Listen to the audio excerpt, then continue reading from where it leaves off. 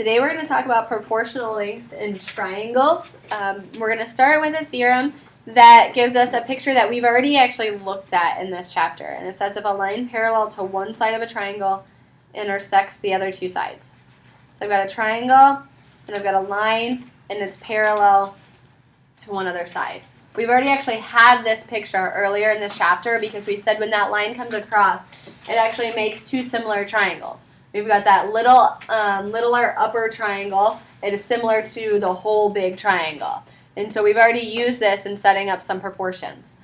But this triangle proportionality theorem says the sides that it breaks up in proportion.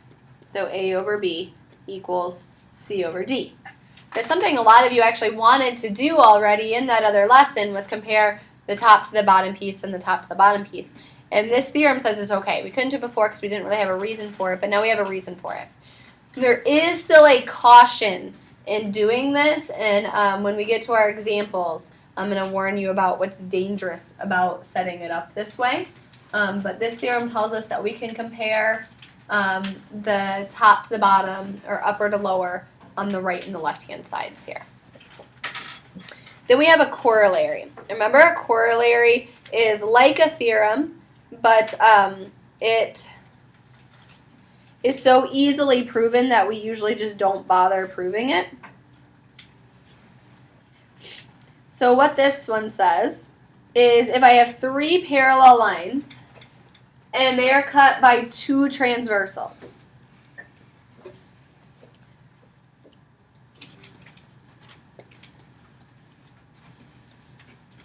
then the pieces of those transversals that get broken up in proportion. A over B equals C over D. We had something like this earlier this year, and it said if we have the three parallels and we end up having equal segments on one transversal, then we'll have equal segments on the other one. So our theorem earlier this year said like if A equals B, then C would equal D. Okay? This takes it a step further and says even if they're not equal, there's still a relationship that they hold the same proportion. The reason why this is a corollary and not another theorem is because it follows pretty closely from this other one in saying that if I take one of these segments and just kind of slide it together so it meets up with the other one, then now I end up with a small version of that upper picture. I've got my parallels. These lengths didn't change because the parallels didn't move. And so it should still work then. If it works in the triangles, it should work when I slide these together and make the triangles. Or I can unslide it and separate them back out, and it should still be the same thing. Okay, so that's why this is a corollary. The whole proof of this would say basically slide that transversal over, and hey, look, now it's a triangle. So we have one more theorem. This one says if we have a triangle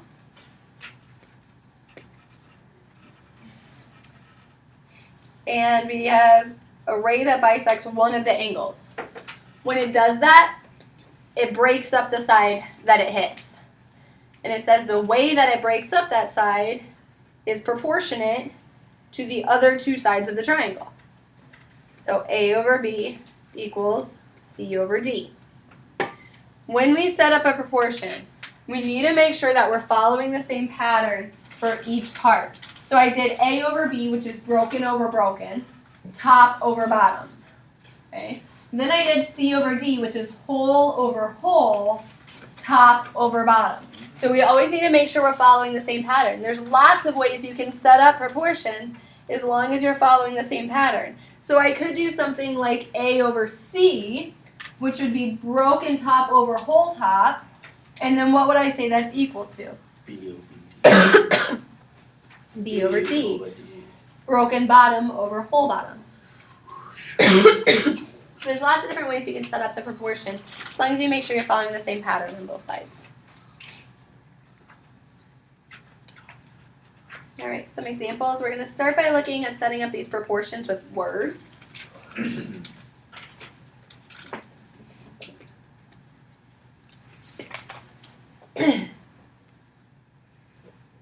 if I have lower left to whole left, I could compare that to lower right to what?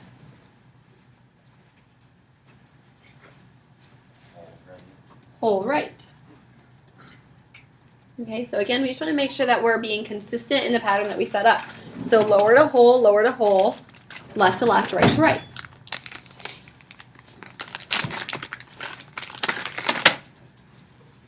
If I set up my first fraction as upper left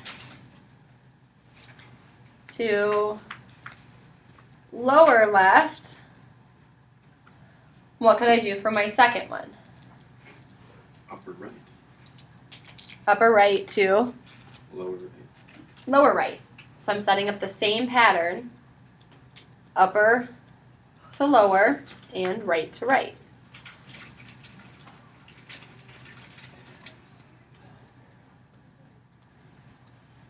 Okay, so we want to follow the same pattern that we set up the first fraction for the second fraction. So upper to lower, left to left, upper to lower, right to right. Now the last one brings in where we need to be careful with this. If I compare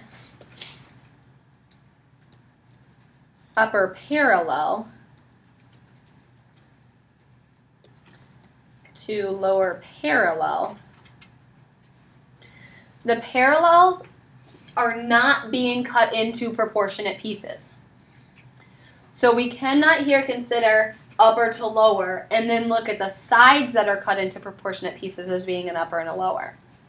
When you are working with the parallels, you must consider what we did a few lessons ago, where we said we have a small triangle and a big triangle, and they are similar to each other. So if I compare the small triangle to the big triangle for those parallels, if I do upper parallel, I could do upper left, but not to lower left.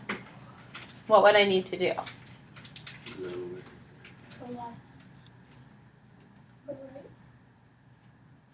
Lower right.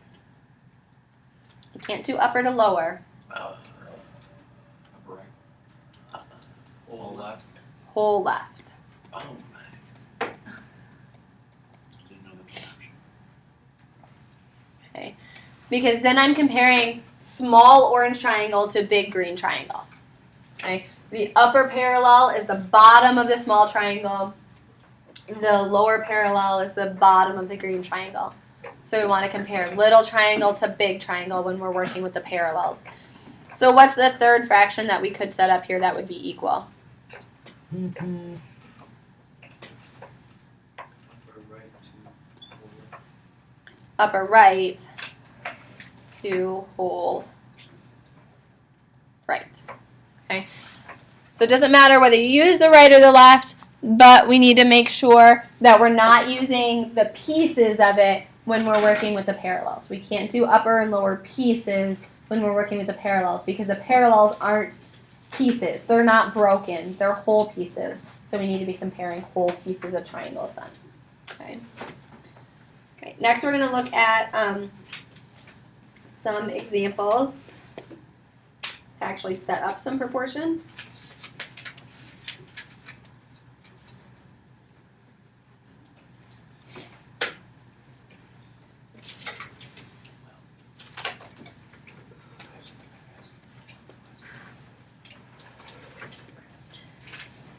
What is a proportion that I could set up for this picture? I can't actually solve it because it's all letters, so I won't be able to solve for any of them, but what could I do?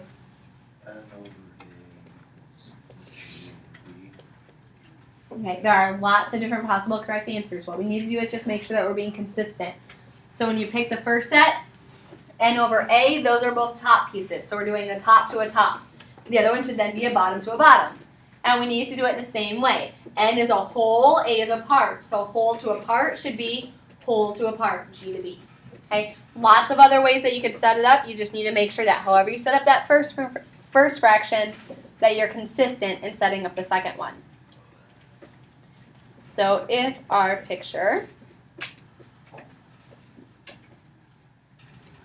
looks like this,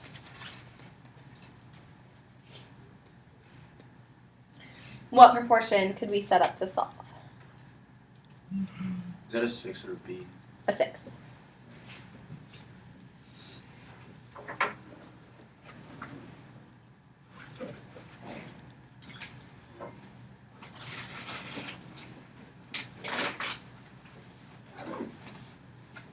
Mm-hmm. Could you do 9x equals 6 plus 10 minus x?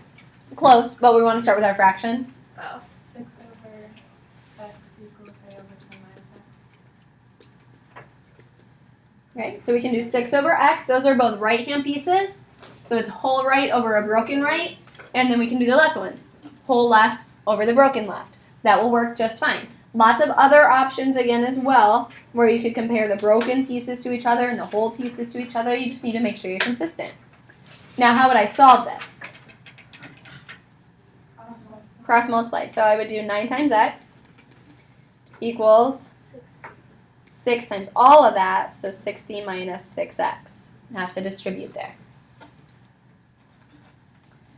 Add 6x to both sides.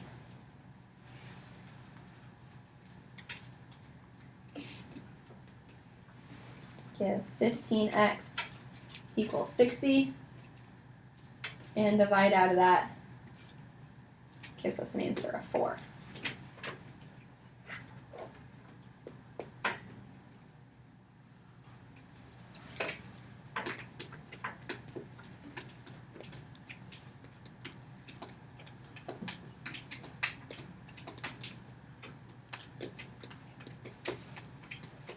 What proportion could I set up to solve for y here?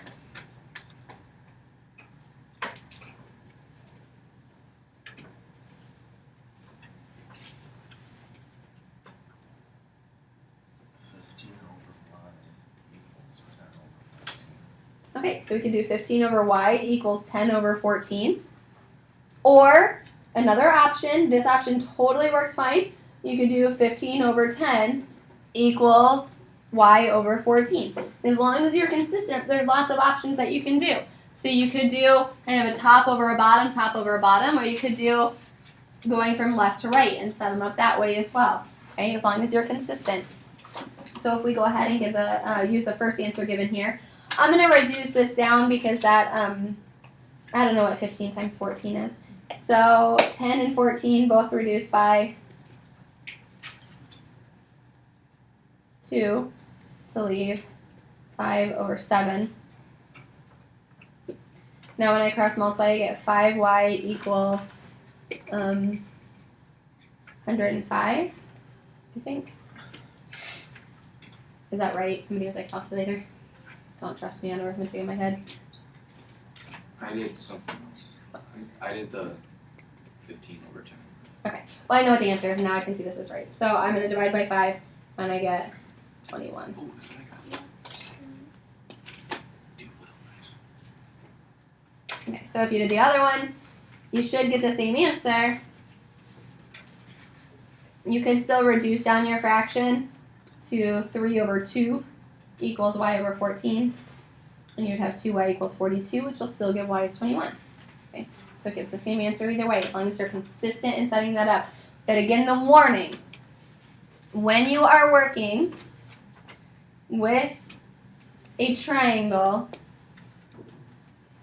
and you are concerned with finding the parallel pieces, so if you were looking for either one of those pieces, you would not want to set up a top to bottom comparison. That does not work. You would need to set up a top to whole comparison. Okay, when you are working with those parallel pieces, if you are looking for one of those, you cannot just do top to bottom. You have to do top to whole. Okay? That's the biggest mistake that students make on these. So your homework tonight is from 7-6.